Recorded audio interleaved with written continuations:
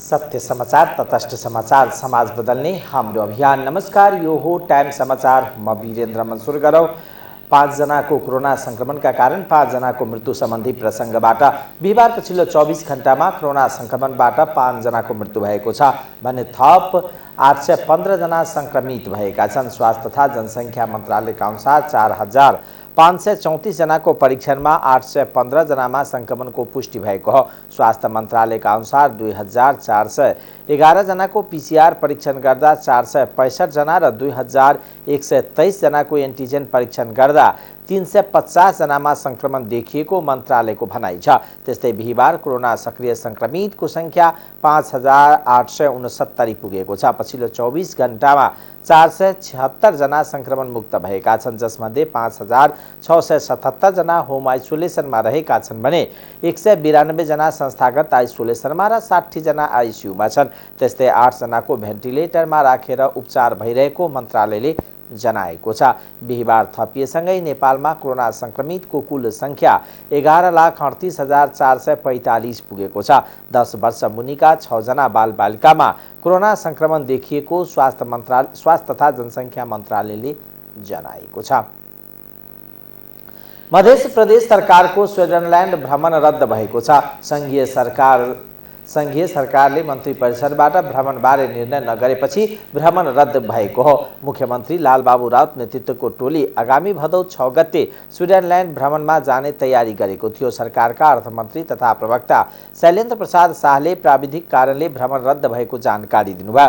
2-3 वटा कारण छन् जसकारणले भ्रमण रद्द भएको छ। उहाँले संघीय सरकारले पनि मन्त्री परिषदबाट निर्णय गर्न ढिलाइ गर्यो, चुनावको मिति पनि घोषणा भयो, त्यस्तै कारणले गर्दा भ्रमण रद्द भएको छ।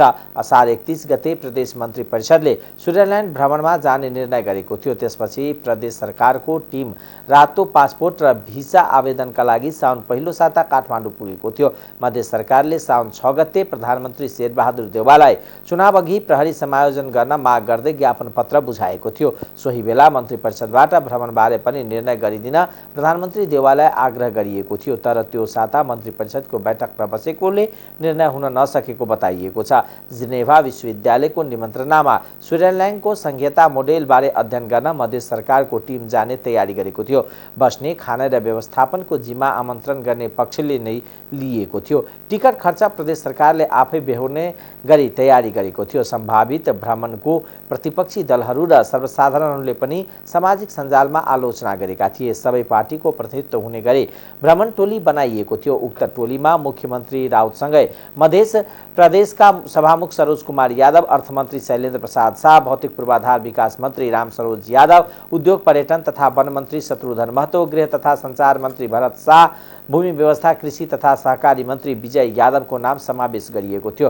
त्यस्तै लोकतान्त्रिक समाजवादी पार्टी लोसपाकी प्रदेश सभा सदस्य रानी शर्मा तिवारी, नेकपा एमालेका प्रदेश सभा सदस्य शारदा देवी थापा, प्रदेश सभाका सचिव रञ्जित कुमार यादव लगायतको नाम भ्रमण टोलीमा राखिएको थियो। मध्य प्रदेश सरकारले गठन गरेको जनलोकपाल आयोगमा आर्थिक वर्ष 78-79 मा अनियमितता सम्बन्धी 18 वटा उजुरी दर्ता भएको छ।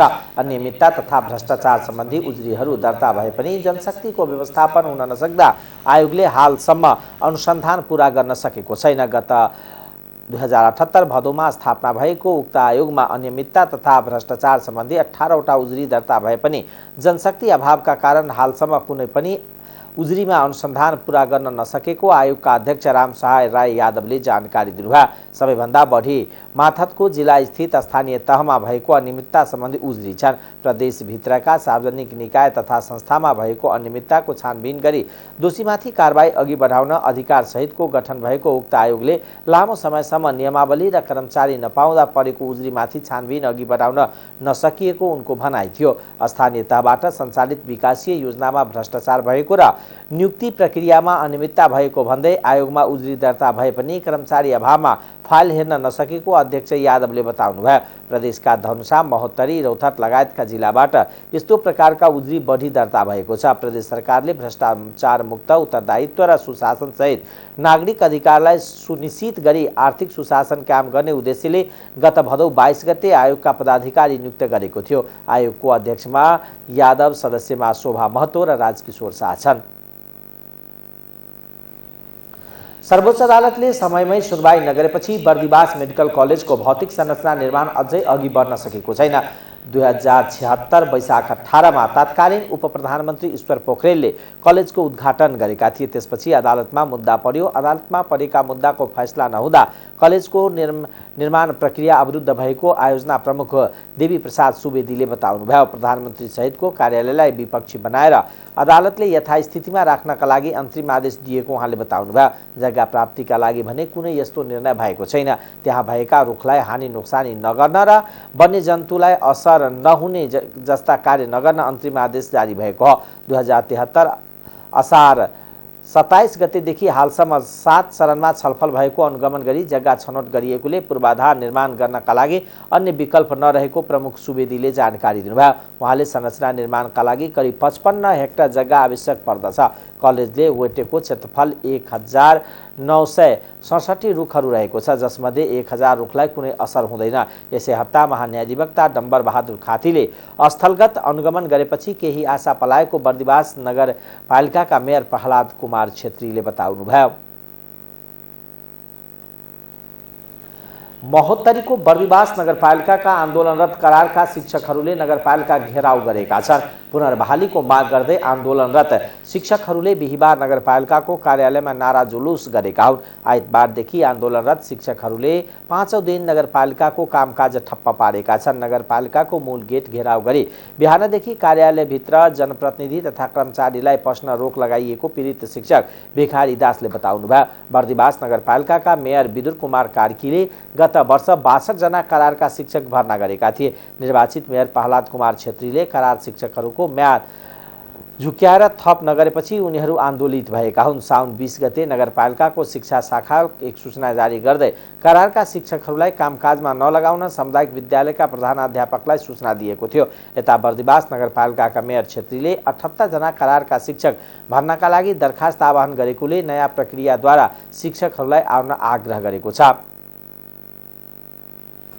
महोत्तरीमा 18 वर्षीय युवकको हत्या गरेको आरोपमा 5 जना पक्राउ परेका छन्। पक्राउ पर्नेमा महोत्तरीको लोहारपट्टी नगरपालिका 4 घर भए धनुषाको जनकपुर धाम उपमहानगरपालिका 7 मा डेरा ली बस्दै आएका 32 वर्षीय जित कुमार यादव, 21 वर्षीय कृष्ण यादव जनकपुर 4 घर भई वार्ड नम्बर 7 मा डेरा ली बस्दै आएका 25 वर्षीय सन्तोष कुमार, औढी गाउँपालिका 2 पौडेश्वर घर भई छिरेश्वरनाथ नगरपालिका 3 महेन्द्रनगरमा डेरा ली बस्दै आएका 21 वर्षीय किरण भन्ने प्रमिला महरा र 27 वर्षीय बिगुल मुखिया बिन रहेको जिल्ला प्रहरी कार्यालय महोत्तरीले जनाएको छ। असार 20 गतेदेखि जनकपुर धाम 7बाट बेपत्ता भएका 18 वर्षीय अजय भन्ने अर्जुन शाहको शव 23 गते असारमा महोत्तरीको लोहारपट्टी 8 भगवानपुर चौर स्थित भमरपुराबाट लोहारपट्टी जाने भित्री सडक खण्डमा बाटोमा पश्चिम साइडमा फेला परेको थियो। सर्लाहीमा पोखरीमा डुबेर एक महिलाको मृत्यु भएको छ। बुधबार साँझ पोखरीमा डुबेर 21 वर्षीय अर्चना यादवको मृत्यु भएको जिल्ला प्रहरी कार्यालय सर्लाहीले जनाएको छ। मलङ्गवा नगरपालिका 5 भाडसर स्थित रामजानकी मन्दिरको सार्वजनिक पोखरीमा डुबेर यादवको मृत्यु भएको जिल्ला प्रहरी कार्यालय सर्लाहीले जनाएको छ। भारतको सीतामढ़ी जिल्ला ग्राम पञ्चायत जयनगर अररिया घर भए यादव माइती घर मलङ्गवा 5 बस्दै आएकी थिइन्। लासको जाँच प्रकृति मुसुल्का गरी प्रादेशिक अस्पताल मलङ्गवाको शवगृहमा राखिएको तथा यस सम्बन्धमा थप अनुसन्धान भइरहेको जिल्ला प्रहरी कार्यालय सर्लाहीले जनाएको छ।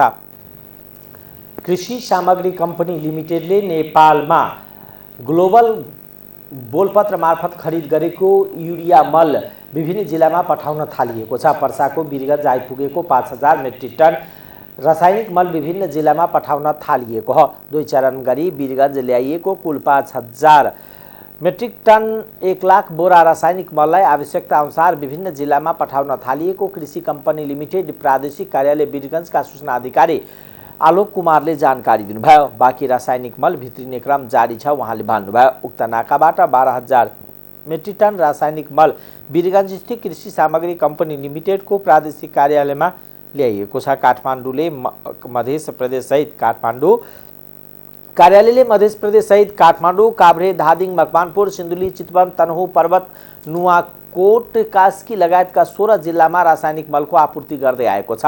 विभिन्न जिल्लामा रहेको कृषि सामग्री कम्पनीको कार्यालय मार्फत किसानलाई मल वितरण गरिनेछ। रासायनिक मल वीरगञ्ज स्थित सिरसिया सुक्खा बन्दरगाह ड्राइपोर्टबाट नाका हुँदै नेपाल ल्याइएको छ। सरकारले ग्लोबल बोलपत्र मार्फत ओमानबाट खरिद गरेको 30,000 मेट्रिक टन युरिया मल आपूर्तिको जिम्मा स्विस सिङ्गापुर ओभरसिज इन्टरप्राइजेज लिमिटेडले पाएको थियो। ओमानबाट नेपालका लागि आयात गरिएको मल पानी जहाजमा सामुद्रिक मार्ग हुँदै भारतको कोलकाता बन्दरगाह हुँदै त्यहाँबाट रेल मार्ग वीरगञ्ज ढुवानी हुँदै आएको छ। सबै मल आएपछि मध्य प्रदेशका लागि 32.02% अर्थात् 645.4 मेट्रिक टन प्राप्त गर्ने कृषि सामग्री कम्पनी लिमिटेड प्रादेशिक कार्यालय वीरगञ्जका प्रमुख चन्द्र चौलागाईले जानकारी दिनुभयो। ओमानबाट अहिले खरिद गरी आयात भइरहेको 30,000 मेट्रिक टन युरिया मध्ये मध्य प्रदेशमा 8,500 मेट्रिक टन वितरण गरिनेछ। पर्साका लागि भने 850 मेट्रिक टन 17,000 बोरा र बाराका लागि 2,000 मेट्रिक टन 2,000 बोरा मल वितरण गरिनेछ। लोकतान्त्रिक समाजवादी पार्टी नेपालले निर्वाचन आयोगमा दल दर्ता गरेको छ। 4 मङ्सिरमा हुने प्रतिनिधि सभा र प्रदेश सभा सदस्य निर्वाचनका लागि लोसपाले बिहिबार आयोगमा दल दर्ता गरेको हो। लोसपाको मूल दर्ता नम्बर 95,502 रहेको छ। 4 मङ्सिरमा हुने निर्वाचनका लागि गत आइतबार 22 देखि आउँदो मङ्गलबार 31 साउनसम्ममा दल दर्ताको समय तोकिएको छ। प्रधानमन्त्री शेरबहादुर देउवाले विश्व बजारमा प्रतिस्पर्धा गर्न सक्ने शैक्षिक जनशक्ति उत्पादन गर्नमा जोड दिनुभएको छ। नेपाल प्राध्यापक सङ्घको हिरक महोत्सवमा प्रधानमन्त्री देउवाले विश्वविद्यालय शिक्षक अनुसन्धानात्मक र सिपमूलक हुनुपर्ने बताउनुभयो। प्राध्यापकको ज्ञानको सदुपयोग भएमा मात्र देशको चौतर्फी विकास हुनेछ। कुनै पनि देशको विकास त्यसको देशको शैक्षिक मापन गर्दछ। विश्व बजारमा प्रतिस्पर्धा गर्न सक्ने जनशक्ति उत्पादन गर्नुपर्नेमा जोड दिनुभयो। प्रधानमन्त्री देउवाले देशको भविष्यसँग जोडिएको पठन पाठनलाई रोजगारमूलक बनाउन प्राध्यापकको भूमिका अग्रणीय रहेको बताउनुभयो। प्रधानमन्त्री देउवाले प्राज्ञिक बहसमा केन्द्रित भई समृद्ध मुलुक बनाउने अभियानमा केन्द्रित हुन प्राध्यापकलाई अनुरोध गर्नुभयो। प्राध्यापकहरूको प्रतिभा ज्ञानको उच्च सदुपयोग गर्न आवश्यक रहेको उहाँको भनाइ छ। विश्वविद्यालयको पठन पाठनमा कुनै आँच आउन नदिने तथा शैक्षिक क्यालेन्डरमा कुनै प्रतिकूल अवस्था सिर्जना हुन दिनु हुँदैन। विश्वविद्यालय स्वास्थ्य प्राज्ञिक वातावरण निर्माणका लागि प्राध्यापक विद्यार्थी पदाधिकारी तिनीहरूकै पक्षबाट सुमधुर र सौहार्दपूर्ण सम्बन्ध कायम हुन आवश्यक छ। विश्वविद्यालयलाई अस्वस्थ राजनीतिबाट मुक्त गर्दै देश र समाजका लागि उपयोगी शिक्षित जनशक्तिद्वारा गर्नलाई केन्द्रको रूपमा विकास गर्न जरुरी छ।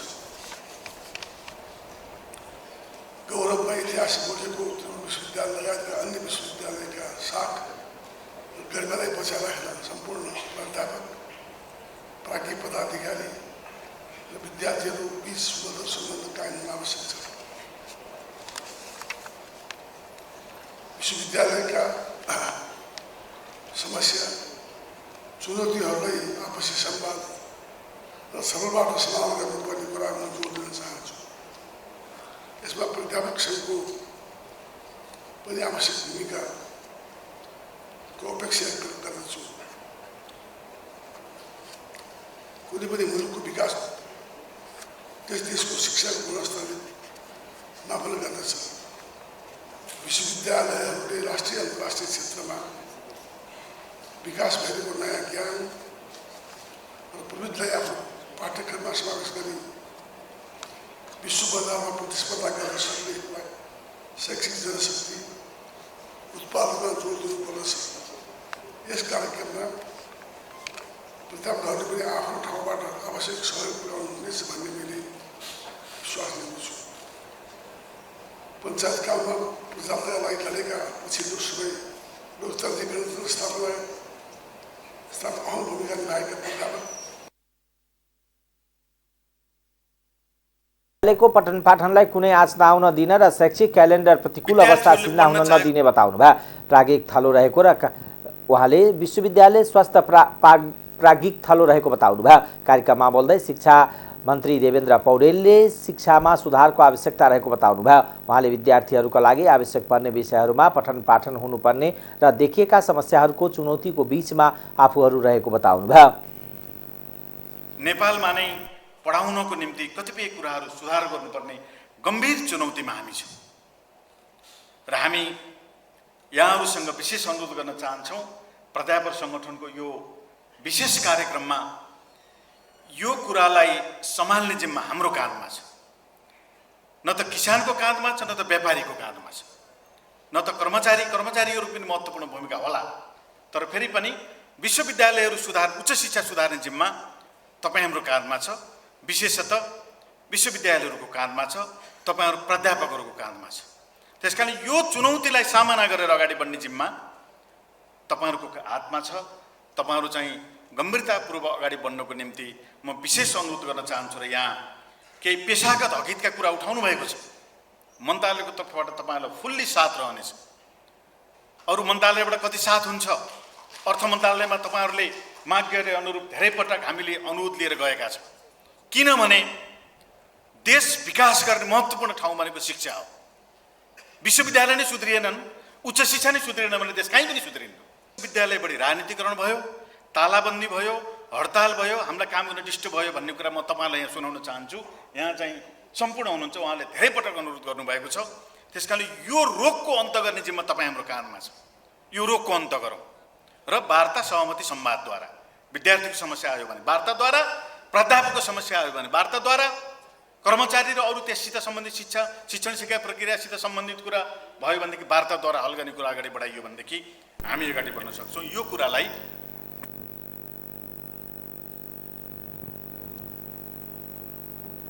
मन्त्री पौडेलले शिक्षामा सुधार भएको खण्डमा मात्रै मुलुकको एउटा परिवर्तनको अनुभूति हुने बताउनुभयो। प्रतिनिधि सभा र प्रदेश सभा निर्वाचनका लागि सिट बाँडफाँडका लागि बनेको कार्यदलको बैठकले मोडालिटीको विषयमा सैद्धान्तिक सहमति गरेका छन्। प्रधानमन्त्री निवास बालुवाटारमा बसेको बैठकले त्यसका लागि दलभित्र वर्कआउट गर्न भनेका छन्। माओवादी नेता देव गुरुङले सहमतिको मोडालिटी छिट्टै तयार पारिने बताउनुभयो। कार्यदलको बैठकमा मुख्यतः सिट बाँडफाँडको विभिन्न मोडालिटीबारे छलफल भएको बताउनुभयो। मोडालिटी तयार गर्ने विषयमा सैद्धान्तिक सहमति पनि जुटेको उहाँले प्रश्न पार्नुभयो।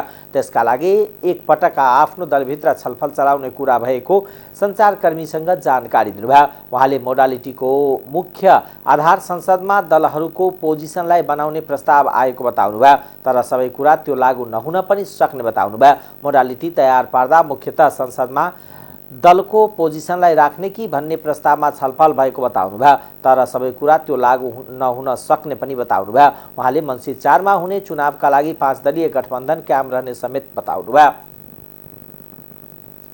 आउँदो निर्वाचनमा सहमतिका साथ नै तालमेल मिलाएर गठबन्धनकै प्रक्रियाबाट अगाडि बढ्नुपर्छ भन्ने स्पिरिटमै अगाडि बढेको छ र त्यसको लागि हामीले दिएको चाहिँ कार्यादेश भनेको सहमतिको मोडालिटी तयार गर्नु पर्यो भनेर चाहिँ शीर्ष नेताहरूले सहमतिको मोडालिटीको बारेमा चाहिँ भनेको हो। सहमतिको मोडालिटीको चाहिँ तयार गर्ने प्रक्रियामा चाहिँ छ, आज छलफल भएको छ।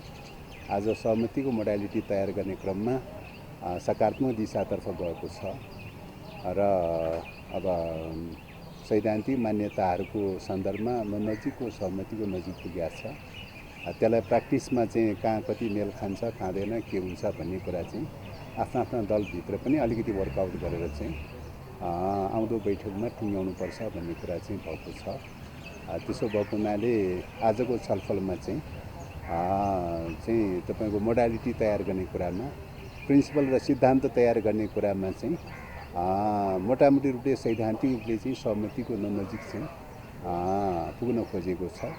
त्यसलाई चाहिँ फेरि पनि आफ्ना दलहरूभित्र बसेर अलिकति सरसल्लाह र परामर्श गरेर चाहिँ आउँदो मिटिङमा चाहिँ त्यसलाई फाइनलाइज गर्नुपर्छ भन्ने कुरा भएको छ। आउँदो मिटिङ चाहिँ 30 गते फेरि बस्ने भन्ने कुरा भएको छ। अब अहिले चाहिँ अब आधारहरू त आखिरमा विगत कालका निर्वाचनका आधारहरू र अहिलेको चाहिँ संसदमा एक्जिस्टिङ पोजिसन के छ भन्ने कुराको आधारमा हेर्ने हो। विगत कालको निर्वाचनको आधार हेर्दाखेरि 74 सालको निर्वाचनको आधार पनि हो। अब त्यसले मात्रै सबै दललाई कभर गर्दैन। फेरि चाहिँ अब एकीकृत समाजवादी अबको चाहिँ पोजिसन फेरि अलिक फरक खालको पोजिसन भयो। त्यसो भएको हुनाले त्यही एउटै सिद्धान्तले मात्रै पनि कभर गर्दैन। चाहिँ सहमति खोज्ने प्रयास गरौँ भन्ने प्रकारका कुराहरू भएका चाहिँ छन् र अब स्थानीय तहको गठबन्धन टुट्ने भाग्ने खालका कुरा पनि हुन सक्ने बताउँदै त्यसमा सबै सचेत रहेको बताउनु भयो। आउँदो निर्वाचनमा सहमतिको आधारमा तालमेल गरेर अघि बढ्ने कुरामा आफूहरू एकमत रहेको बताउनु भयो। गुरुङका अनुसार कार्यदलको अर्को बैठक साउन 30 गते बस्नेछ। प्रतिनिधि सभाको महिला तथा सामाजिक समितिले आदिवासी जनजाति आयोग संवैधानिक रूपमा गठन भएको अवस्थामा आदिवासी जनजाति उत्थान राष्ट्रिय प्रतिष्ठान आवश्यक छ कि छैन भनेर सरकारलाई सोधेको छ। समितिको बिहिबारको बैठकले नेपाल सरकार, प्रधानमन्त्री तथा मन्त्री परिषद कार्यालय र संघीय मामिला तथा सामान्य प्रशासन मन्त्रालयलाई उक्त प्रतिष्ठानको आवश्यकताबारे अध्ययन गरी लेखेर पठाउन निर्देशन दिएको छ। समिति सभापति निरु देवी पालले आयोग र आदिवासी जनजाति राष्ट्रिय उत्थान राष्ट्रिय प्रतिष्ठानको कार्य प्रकृति उस्तै रहेको निष्कर्ष निकाल्दै यस्तो दोहोरो संरचना राज्यका लागि आवश्यक भए नभएको पहिचान गर्न गराउन नेपाल सरकारलाई निर्देशन दिएको छ। संवैधानिक आयोग र प्रतिष्ठानको काम तथा कार्यक्षेत्र एउटै रहेको अवस्थामा राज्यलाई आर्थिक भार पर्ने संरचना आवश्यक छ कि छैन भनेर समितिले सोधेको छ। संवैधानिक आयोगको रूपमा आदिवासी जनजाति आयोग नै क्रियाशील रहेको अवस्थामा उस्तै उद्देश्य र कार्यक्षेत्र आदिवासी जनजाति उत्थान राष्ट्रिय प्रतिष्ठान ऐन 2058 द्वारा गठित सो प्रतिष्ठानको विद्यमानतालाई यस्तै प्रकृतिको कार्यका लागि राज्यको स्रोतको दोहोरो लगानी देखिन्छ। समितिले सरकारलाई दिएको निर्देशनमा भनिएको छ। यस्तो अवस्थामा आदिवासी जनजाति उत्थान राष्ट्रिय प्रतिष्ठानको औचित्य एवं सान्दर्भिकतामा समेत प्रश्न उठाइएको छ। दायित्व पनि हो। आदिवासी जनजाति समुदायका नागरिकको इन्डिजिनियस एन्ड इथनिकल ट्राइबल नेसनालिटिज हक अधिकार संरक्षण गर्ने सन्दर्भमा संयुक्त राष्ट्र सङ्घले पनि विभिन्न सन्धिहरू अभिसन्धिहरू मार्फत मुलुकहरूलाई प्रतिबद्ध बनाएको अवस्था पनि रहेको छ। आदिवासी जनजातिको भाषा, धर्म, कला, संस्कृति, संस्कार, प्रथा, परम्परा, रहनसहन, वेशभूषाको निरन्तर अभ्यास प्रचलनले उनीहरूको पहिचानलाई जोगाइराखेको हुन्छ। भाषा, धर्म, कला, संस्कृति, संस्कार, प्रथा, परम्परा, रहनसहन, वेशभूषाको विविधतायुक्त उपस्थिति राज्यको सांस्कृतिक सम्पत्ति भएको र नागरिकका सामुदायिक पहिचानका विषयवस्तु पनि भएकोले तिनको संरक्षण, प्रवर्धन, सञ्चार र कृतिको रक्षाका लागि आवश्यक अध्ययन, अनुसन्धान र अभिलेखीकरण गर्न र सो सम्बन्धमा आवश्यक नीतिगत तथा कार्यगत योगदान पुग्ने गरी कार्य सम्पादन गर्न समितिको यो बैठक आदिवासी जनजाति आयोगलाई निर्देश गर्दछ। राज्य स्रोतको दोहोरो लगानी भएको देखिन जान्छ। यस अवस्थामा आदिवासी जनजाति उत्थान राष्ट्रिय प्रतिष्ठानको औचित्य एवं सान्दर्भिकतामाथि समेत प्रश्न उठ्ने गरेको पाइन्छ। समितिको यो बैठक संवैधानिक आयोगको विद्यमानतामा लगभग समानान्तर उद्देश्यको प्रतिष्ठानको उपस्थिति कति आवश्यक छ शीघ्र अध्ययन गरी एकै प्रकृतिको कार्यका लागि दोहोरो संरचना आवश्यक भए नभएको पहिचान गराउन समितिको यो बैठक नेपाल सरकार, प्रधानमन्त्री तथा मन्त्री परिषदको कार्यालय र संघीय मामिला तथा सामान्य प्रशासन मन्त्रालयलाई निर्देशन गर्दछ। पहिचानको प्राप्ति हामी सबैको सरोकारको विषय हो। यद्यपि एउटै समुदायभित्र पर्ने भनी पहिचान गरिएका जनजातिहरूले जात जातिहरूले छुट्टै समुदाय वा पहिचानका लागि माग गर्नु, सङ्घर्ष गर्नु, टुक्रिन खोज्नु जस्ता क्रियाकलापले समुदायभित्रको एकतालाई कमजोर बनाउँदछ कि विविधताको पहिचानको लागि योगदान पुर्याउँदछ भन्ने विषयमा र विश्वव्यापीकरणको कारण स्थानीय आदिवासी जनजातिको मौलिकतामा क्रमशः क्षयीकरण भएको छ कि छैन भन्ने विषयमा वस्तुगत अध्ययन हुनुपर्ने देखिएकोले समितिको यो बैठक उल्लेखित विषयमा अध्ययन गर्न गराउन आदिवासी जनजाति आयोगलाई निर्देश गर्दछ। समितिले आदिवासी जनजातिहरूको उत्थानका लागि नीतिगत र कार्यगत क्षेत्रमा योगदान पुग्ने गरी उनीहरूको भाषा, कला, संस्कृति र परम्पराहरूको आवश्यक अध्ययन, अनुसन्धान र अभिलेखीकरण गर्न आदिवासी जनजाति आयोगलाई निर्देशन दिएको छ। नेकपा एमालेका नेता खगराज अधिकारीले मङ्सिर 4 गते हुने सङ्घ र प्रदेशको निर्वाचनमा दलहरू एक्लै लडे आफ्नो पार्टीले एक्लै 2/3 बहुमत नल्याए राजनीतिबाट सन्यास लिने बताउनु भएको छ। राजधानीमा आयोजित कार्यक्रममा अधिकारीले एक्लै लडे काङ्ग्रेसले एक सिट पनि नजित्ने उहाँको दाबी छ। अधिकारीले काङ्ग्रेसले एसपीपी अर्को ढङ्गले अघि बढाउन खोजेको गम्भीर आरोप लगाउनुभयो। उहाँले पार्टीको अर्थ विभागमा रहेको नाम यम अधिकारी गभर्नर महाप्रसाद अधिकारी नभएको प्रश्न पार्नुभयो। उहाँले अहिलेको सरकारको कारण देश जटिल अवस्थामा पुगेको सुनाउनुभयो। अधिकारीले अहिले देशको आवश्यकता नै केपी ओली भएकोले आफूहरूको भावी प्रधानमन्त्रीको रूपमा उनलाई अघि सार्न खोजेको बताउनुभयो। सिद्धान्त व्यवहार हामी समाजवादको पूर्वाधार कसरी निर्माण गर्छौँ, समाजवादतर्फ हामी कसरी जान्छौँ, हामीले राष्ट्रिय पुँजी कसरी निर्माण गर्छौँ, रोजगारी कसरी सृजना गर्छौँ, हामी फलाम खानी उद्योग हामीले फलाम खानीलाई त्यही बेला हामीले 3 वर्षको कार्यकालमा सुरु गर्न खोज्यौँ। अहिले कहाँ हराएको थियो? अनि हाम्रा जलस्रोतहरू, हाम्रा प्रकृति र संस्कृतिमाथि हाम्रो जुन एक विरासत छ र सम्पन्नता छ, त्यसलाई हामीले कसरी सेल गर्ने र राष्ट्रिय पुँजी निर्माण गर्ने, यसतर्फको ध्यान भन्दा वित्तीय गठबन्धन, नीति सिद्धान्तको गठबन्धन नै वित्तीय गठबन्धन, वित्तीय स्वार्थको गठबन्धन। तपाईँले थाहा नै पाउनुभयो, राजस्वका दर फेरबदल गर्न अनाधिकृत व्यक्ति गएकै हो। राष्ट्रपतिले गर्ने काम सरकारको सिफारिसको मात्रै कुरा गर्ने भन्नुभएको नि त उहाँले, त्यस आधारमा भनेको हो। त्यो त कतिपय के छ भने विधेयकहरू पुनरावलोकनको लागि पठाइएको छ, सच्याउनको लागि भनिएको छ, यो मात्रै विधेयक होइन, अरू पनि छन्। उहाँले सच्याउनुहोस् फर्काउनुहोस् भन्ने पनि कुरा होइन। एउटा कुरा म चाहिँ मेरो दृढ अडान के राख्छु भने वैवाहिक अङ्गीकृतले 7 वर्ष पछि मात्रै नागरिकताको प्रक्रिया सुरु गर्नुपर्छ भन्ने कुरा जहाँ गए पनि म छोड्दिनँ। मैले संशोधन प्रस्ताव राखेको, रातारात त्यो समितिमा 3.5 वर्षसम्म लाएर मेहनत गरेर सहमति गरेको कुरा कुच्याइयो। त्यो अडानमा भने म दृढतापूर्वक छँदैछु।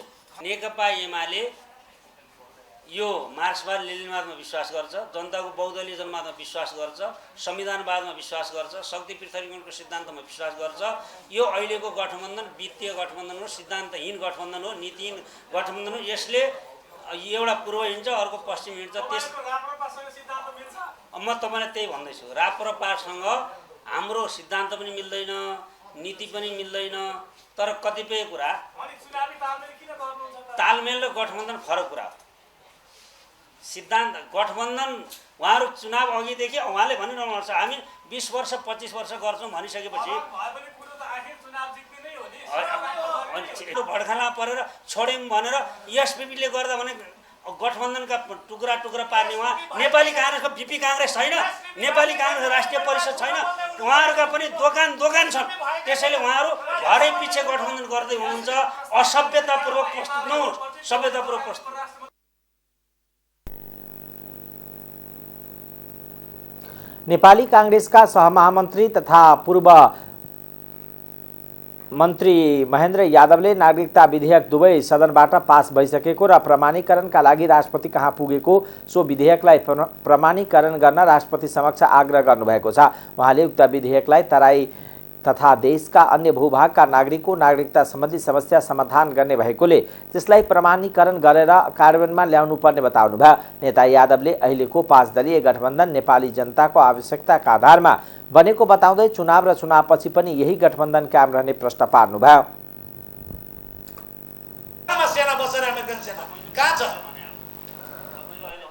कुन ठाउँमा छ? पशुपतिको मूलभूत को छ? भएकै मान्छे हो कि त्यो अमेरिकनहरू छ? मित्र, यो झुठो कुरा गरेर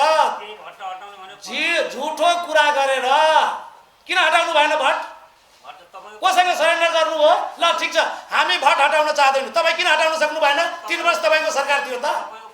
त्यसैले अब झुठो कुरा बोलेर नेपाली जनतालाई ठग्ने कोसिस नगर्नुहोस्। जसरी 30 वर्ष पञ्चायतले राष्ट्रियताको नाउँमा, निरङ्कुश पञ्चायती प्रजातन्त्रको नाउँमा ठग्यो नेपाली जनतालाई। आज कहाँ छ राजा, कहाँ छ पञ्चायत व्यवस्थाका? तपाईँले जसरी ठग्नु हो, अब तपाईँले 20 वर्षसम्म फेरि शासनमा एमाले फर्किन्छु भने त्यो आँट नगरे हुन्छ। नेपाली जनतालाई 20 वर्षसम्म तपाईँले अब ल्याउँदैन। कहाँ चुनाव जित्नुहुन्छ तपाईँ? जानु गठबन्धनको सर्वे गर्नुहोस्, हेर्नुहोस् कहाँ गर्नुहुन्छ। यो त तपाईँको 200 सिट स्थानीय निकायमा आएको छ। यो कारणले आएको छ कि धेरै ठाउँमा जिल्लाहरूमा स्थानीय निकायमा गठबन्धन भएन, सबै पार्टीले आफ्नै लड्यो। त्यो भएर तपाईँको 200 सिट आइदियो त। 5 दलीय गठबन्धन यदि वडासम्म गएको भए 10 सिट आउने थिएन। हो, तपाईँको 1 सिट यो गठबन्धनको कारणले एमालेको 1 सिट आउँछ। केपी ओलीजीको सम्भावना छ, त्यो पनि राप्रपासँग तपाईँ गठबन्धन गर्नु हो भने। मित्र भन, म मित्रलाई भन्न चाहन्छु अहिले तपाईँ र हामी एक्लै एक्लै लडौँ होइन होइन एक्लै एक्लै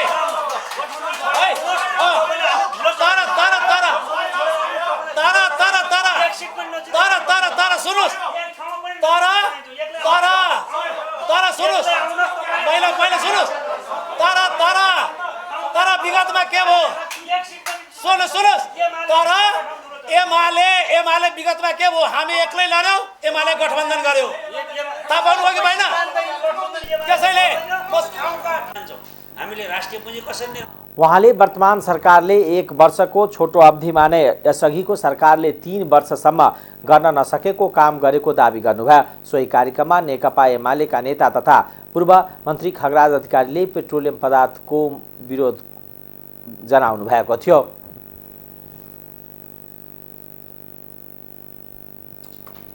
नेकपा एमाले प्रदेशसभा र प्रतिनिधि सभा निर्वाचनका लागि अध्यक्ष केपी शर्मा ओलीको अध्यक्षतामा निर्वाचन परिचालन समिति गठन गरेको छ।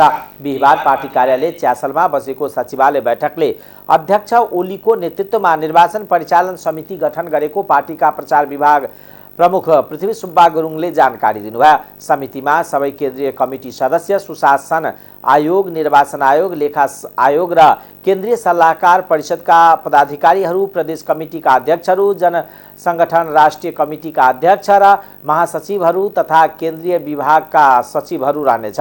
त्यस्तै बैठकले निर्वाचनको घोषणापत्र निर्माणका लागि 8 सदस्यीय चुनावी घोषणापत्र मस्यौदा समिति गठन गर्ने निर्णय गरेको छ।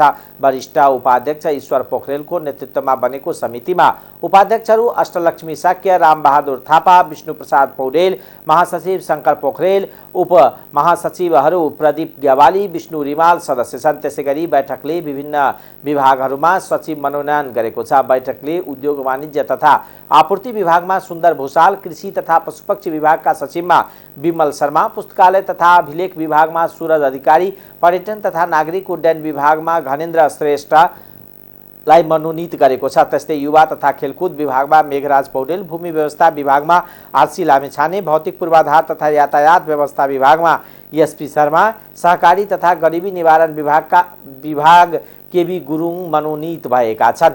केबी उप्रेती मनोनीत भएका छन्। त्यसैगरी विपद व्यवस्थापन विभागमा शोभित ढकाल, विज्ञान तथा प्रविधि विभागमा सञ्जीव रोकाया, सामाजिक सुरक्षा विभागमा पुष्कर खात, शहरी विकास विभागमा गजेन्द्र थपलिया मनोनयन भएका छन्। बैठकले खानी तथा तह विकास विभागको निर्देशिका, नीति अनुसन्धान प्रतिष्ठानको कार्यविधि, वित्त तथा कोष व्यवस्थापन विभागद्वारा प्रस्तावित आर्थिक वर्ष 78-79 को बजेट पारित गरेको प्रचार विभाग प्रमुख गुरुङले जानकारी दिनुभयो।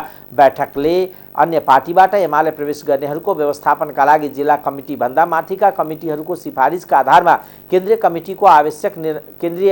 कमिटीले आवश्यक निर्णय लिने निर्णय गरेको छ। आगामी चुनावको घोषणापत्र मस्यौदा समिति आजको बैठकले गठन गरेको छ। त्यो पार्टी अध्यक्ष केपी शर्मा ओलीको नेतृत्वमा वरिष्ठ उपाध्यक्ष ईश्वर पोखरेल, उपाध्यक्ष अष्टलक्ष्मी साक्य, उपाध्यक्ष रामबहादुर थापा, उपाध्यक्ष विष्णुप्रसाद पौडेल, महासचिव शंकर पोखरेल, उपमहासचिव प्रदीप ग्यावाली र उपमहासचिव विष्णु रिमाल रहेको 8 सदस्यीय चुनावी घोषणापत्र मस्यौदा समिति पनि गठन गरेका छौँ। यो दोस्रो निर्णय हो। तेस्रो निर्णय चाहिँ निर्वाचन परिचालन कमिटी हामीले आज गठनको प्रस्ताव गरेका छौँ। अध्यक्ष केपी शर्मा ओलीको नेतृत्वमा केन्द्रीय कमिटीका सबै सदस्यहरू, केन्द्रीय निकाय, अनुशासन आयोग, निर्वाचन आयोग, लेखा आयोग, केन्द्रीय सल्लाहकार परिषदको पदाधिकारीहरू, अध्यक्ष, उपाध्यक्ष र सचिवहरू भनेको त्यो चाहिँ त्यस्तै प्रदेश कमिटीका अध्यक्षहरू, जनसङ्गठनका राष्ट्रिय कमिटीका केन्द्रीय कमिटीका अध्यक्ष र महासचिवहरू र केन्द्रीय विभागको सचिवहरू रहने गरेर केन्द्रीय निर्वाचन परिचालन कमिटी पनि गठन भएको छ। तेस्रो निर्णय यो हो। चौथो निर्णय चाहिँ विभागहरूको सचिवहरू पनि हामीले आज मनोनयन गरेका छौँ। विपद व्यवस्थापन विभागको सचिवमा शोभित ढकाल स्याङ्जा, विज्ञान तथा प्रविधि विभागमा सञ्जीव रोकाहा, सामाजिक सुरक्षा विभागको सचिवमा पुष्कर खाती र शहरी विकास विभागको सचिवमा गजेन्द्र थपलिया, यति कमरेडल हामीले विभागको सचिवमा मनोनित गरेका छौँ। को निर्णय चाहिँ वित्त तथा कोष व्यवस्थापन विभागद्वारा प्रस्तावित आर्थिक वर्ष 2079-80 को वार्षिक बजेट पनि साथीहरूको व्यवस्थापनमा चाहिँ समस्याहरू देखा परेको हुनाले हामीले यो निर्णय गरेका छौँ। त्यस्तै केही चाहिँ केन्द्रीय सदस्यहरूको जिम्मेवारी हेरफेर भएको छ। मध्य प्रदेशको सह इन्चार्जमा चाहिँ कमरेड रामदयाल मण्डल तोकिनु भएको छ। त्यस्तै मौतेरी जिल्लाको इन्चार्जमा सरोज यादव जो योभन्दा अगाडि सह इन्चार्जमा हुनुहुन्थ्यो। प्रमोद नारायण यादवलाई चाहिँ धनुषा जिल्लाको सह इन्चार्जमा चाहिँ यसबाट हामीले निर्णय गरेका छौँ। भूमि व्यवस्था विभागको उपप्रमुखमा भीम कार्की र कास्की इन्चार्जमा कृष्ण थापालाई चाहिँ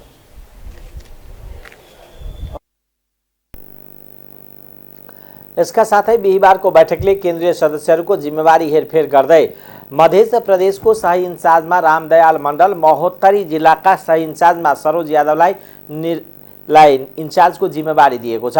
धनुषाको सही इन्चार्जमा प्रबल नारायण यादव, भूमि व्यवस्था विभागको उपप्रमुखमा भीम कार्की र कास्की जिल्ला इन्चार्जको जिम्मेवारी कृष्ण थापालाई दिने निर्णय पनि बैठकले गरेको छ। बैठकले नेपाली कांग्रेसबाट एमाले प्रवेश गरेका बागलुङका नवराज पौडेललाई केन्द्रीय सल्लाहकार परिषदको सदस्यमा मनोनित गरेको छ।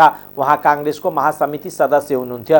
त्यसैगरी बैठकले दाङका जीवन गौतम, कपिलवस्तुका ब्रजेश कुमार गुप्ता, स्याङ्जाका धर्मदत्त देवकोटा, झापाका अमृत सापकोटालाई केन्द्रीय सदस्यमा मनोनित गरेको छ। बैठकले भदौ 7 गते थाई कमिटी बैठक, 9 गते पोलिट ब्युरो बैठक र भदौ 10 गते र 11 गते केन्द्रीय कमिटी बैठक बस्ने निर्णय समेत गरेको छ। नेपाल प्रहरीका प्रमुख धीरज प्रताप सिंहले नेपाल प्रहरीले असन्न प्रदेश र प्रतिनिधि सभा निर्वाचनलाई स्वतन्त्र र निष्पक्ष रूपमा सम्पन्न गराउने बताउनु भएको छ। कार्यकालको 100 दिन पूरा भएको अवसरमा बिहिबार प्रहरी प्रधान कार्यालय नक्सालमा आयोजित पत्रकार सम्मेलनमा बोल्दै उहाँले हाम्रो लागि सबै राजनीतिक दल एकै हुन् र सबैलाई निष्पक्ष व्यवहार गरिने बताउनु भयो। गठबन्धन बनाएर सत्तारूढ दलहरू निर्वाचनमा जाँदै गर्दा प्रहरीको भूमिका स्वतन्त्र हुन्छ कि हुँदैन भन्ने प्रश्नको जवाब दिँदै उहाँले नेपाल प्रहरी स्थानीयता निर्वाचन पनि स्वतन्त्र र शान्तिपूर्ण रूपमा सम्पन्न गराएको बताउनु भयो। स्थानीय निर्वाचनमा 84 वटा मानवाधिकारवादी संस्था लगायतले अनुगमन गर्दा पनि चुनाव निष्पक्ष र विश्वसनीय भयो भनेको बताउनु भयो। हाम्रो माथतका प्रहरी अधिकृतहरू व्यावसायिक र निडर रहेको र प्रहरी कहिले कसैको प्रभावमा नपर्ने बताउनु भयो। अर्थमन्त्री जनार्दन शर्माको सीसीटीभी फुटेज प्रकरणमा ब्लगर भिडियो पठाइएको सन्दर्भमा उहाँले आफू यसको प्राविधिक नभएकोले त्यसको जवाब दिन नसक्ने बताउनु भयो। प्रहरीको सरुवा बढुवाको हकमा विगतमा अन्यायमा परेकाहरूलाई न्याय दिँदा वरियतामा तलमाथि भए जस्तो देखिएको बताउनु भयो। हामीले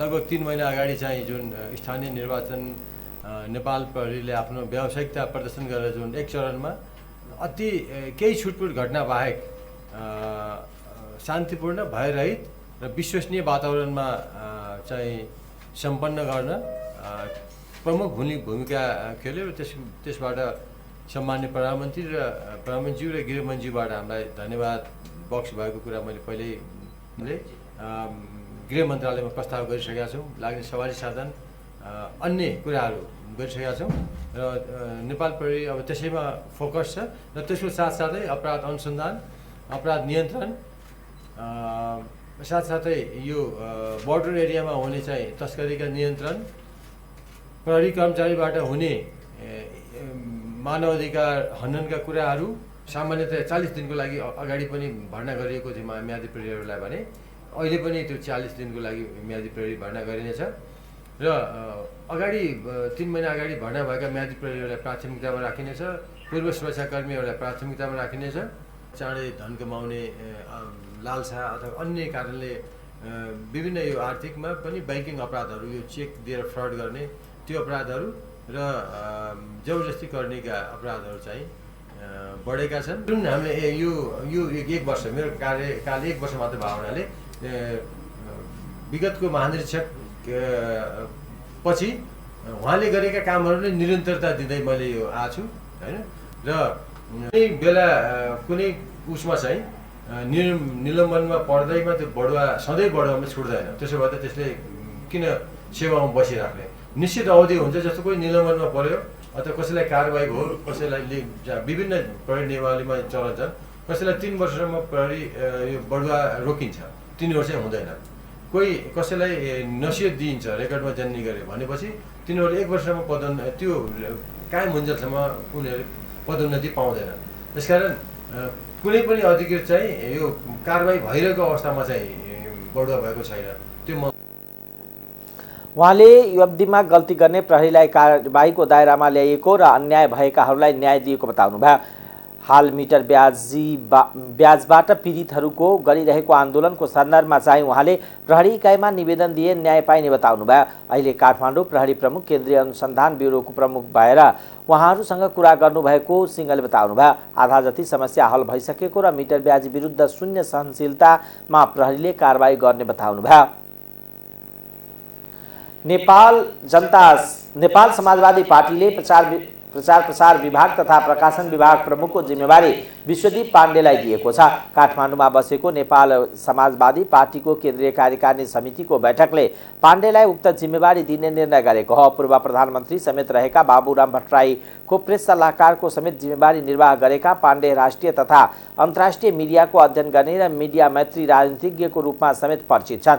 सञ्चारकर्मीले राजनीतिज्ञबाट अपेक्षा राख्ने सहज सूचनाको प्रवाह बिना कन्जुस्याई सूचना प्रवाह गर्ने र मिडिया तथा मिडियाकर्मीले चाहिँदा सहजै उपलब्ध हुने थोरै राजनीतिज्ञ मध्ये एकका रूपमा समेत पाण्डेको छवि बनेको छ। पाण्डे मिडियासँग सुसम्बन्ध राख्न कुशल मानिन्छ, साथै मिडिया मैत्री र मिडिया व्यवस्थापनमा कुशल व्यवस्थापकको रूपमा लिन्छ। यसैगरी बैठकले फणिन्द्र देवकोटालाई केन्द्रीय कार्यालय प्रमुखको जिम्मेवारी दिएको छ।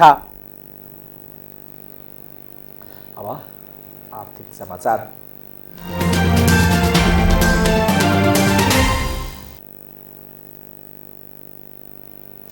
नेपाल विद्युत प्राधिकरणको वार्षिक नाफा करिब 164%ले बढेको छ।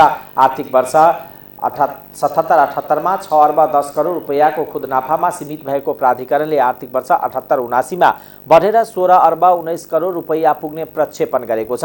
आर्थिक वर्ष 78-79 को परिष्कृत वित्तीय विवरण अनुसार वार्षिक आमदनी 1 खर्ब रुपैयाँ नाघेको प्राधिकरणका कार्यकारी निर्देशक कुलमान घिसिङले बताउनुभयो। यससँगै सार्वजनिक संस्थामध्ये सबैभन्दा बढी आमदनी भएको र नाफा आर्जन गर्ने प्राधिकरण बनेको छ। ऊर्जा खपत 27% वृद्धि हुँदा बिक्री आमदनी बढ्यो। विद्युत निर्यात वृद्धि भएको प्राधिकरणको स्वामित्व विद्युत गृहको उत्पादन करिब 16%ले बढाउन सफल भएको र चुहावट घट्यो। प्रभावकारी रूपमा खर्च नियन्त्रण गर्यो। अन्य आमदनी बढ्यो। यसले गर्दा प्राधिकरणको खुद नाफा बढेको हो, कार्यकारी निर्देशक घिसिङले भन्नुभयो। आर्थिक वर्ष 72-73 8 अर्ब 89 करोड रुपैयाँको घाटामा रहेको प्राधिकरण त्यसपछिको वर्षमा निरन्तर नाफामा छ। 73-74 1 अर्ब 50 करोड रुपैयाँ नाफा कमाएको प्राधिकरणले आर्थिक वर्ष 76-77 आइपुग्दा त्यसलाई बढाएर 11 अर्ब 75 करोड रुपैयाँ पुर्याएको थियो। अब आर्थिक वर्ष 77-78 6 अर्ब 10 करोड रुपैयाँमा ओर्लियो। विद्युत आपूर्ति भरपर्दो र गुणस्तरीय हुँदै गएपछि यसको प्रत्यक्ष सकारात्मक प्रभाव प्राधिकरणको वित्तीय व्यवस्थामा परेको घिसिङको भनाइ छ। प्राधिकरणले विद्युत बिक्रीबाट 88 अर्ब रुपैयाँ आमदनी गरेको छ। विद्युत महसुल सङ्कलन विनिमयावली बमोजिम समयमै महसुल तिर्न ग्राहकलाई करिब 98 करोड रुपैयाँ छुट दिएको प्राधिकरणको भनाइ छ। विद्युत बिक्रीबाट 87 अर्ब रुपैयाँ खुद आमदनी गरेको र यो अघिल्लो आर्थिक वर्षको तुलनामा 22%ले बढी भएको प्राधिकरणले बुधबार जारी गरेको विज्ञप्तिमा उल्लेख छ। आन्तरिक माग धान्न आर्थिक वर्ष 77-78 2 अर्ब 80 करोड 60 लाख युनिट बिजुली आयात गरिएकोमा आर्थिक वर्ष 78-79 1 अर्ब 54 करोड 30 लाख युनिट मात्र आयात गरेको प्राधिकरणको जनाएको छ। यो अघिल्लो आर्थिक वर्षको तुलनामा 45.05%ले कम हो। कार्यकारी निर्देशक घिसिङले चालु आर्थिक वर्षबाट खुद आयातको अन्त्य भई खुद निर्यात सुरु हुने बताउनुभयो। आर्थिक वर्ष 78-79 विद्युत भिक्क डिमान्ड 1747 मेगावाट पुगेको छ। विद्युत उपयोग गर्ने ग्राहकको संख्या सामुदायिक सहित 53 लाख पुगेको छ। अब अन्तर्राष्ट्रिय समाचार।